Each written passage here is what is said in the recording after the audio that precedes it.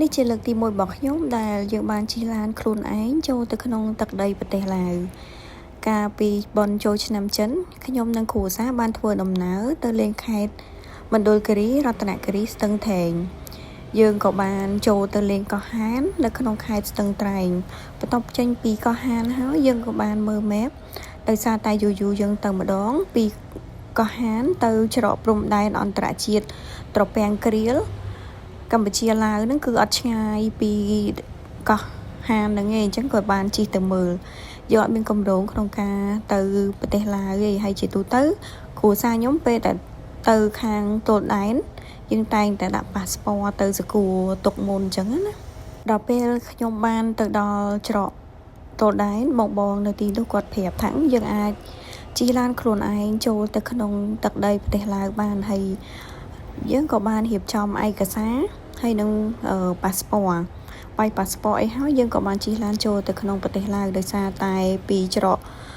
ព្រំដែនហ្នឹងទៅតំបន់ទេសចរខនប៉ាភេងហ្នឹងគឺអត់ឆ្ងាយទេតែដូចជា18គីឡូពីទល់ដែនយើងក៏បានជិះទៅលេងដោយសារចង់ស្គាល់ផង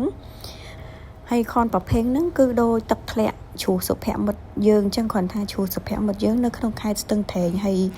ខនប៉ាភេងហ្នឹងគឺនៅក្នុងទឹកដីប្រទេសឡាវខ្ញុំទៅក្នុងខេត្តនេះគឺអត់សូវស្អាតទេដោយសារអត់សូវមានទឹកហើយដើមឈើក៏ជ្រុះស្លឹកអស់ដែរហើយនៅក្នុងវីដេអូនេះដែរខ្ញុំសូមអធិស្ឋានដល់បងទុកជាមុនដោយសារខ្ញុំអត់មានបំណងថានឹងចង់ប្រម៉ូទតំបន់ទេសចរគេអីទេតែដោយសារខ្ញុំថតទុកធ្វើជាអនុស្សាវរីយ៍ដែលខ្ញុំបាននាំប៉ាម៉ាក់ទៅកាន់ទឹកដីប្រទេសឡាវ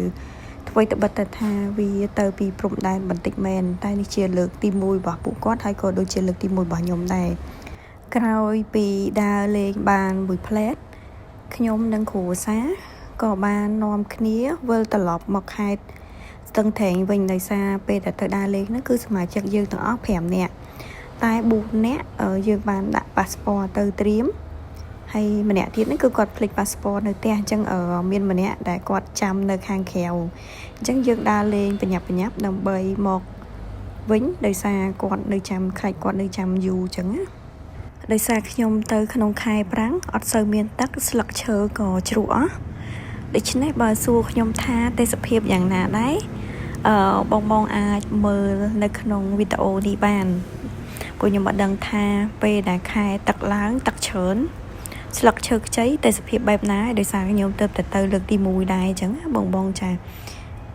ក្រោយពីពេលដែលយើងចូលទៅលេងហើយយើងនាំគ្នាថតរូបផ្ដិតយករូបភាពអីហើយយើងក៏បាននាំគ្នាដើរសំដៅមកកន្លែងឡានវិញដើម្បីជិះទៅខាងទល់ដែនវិញណា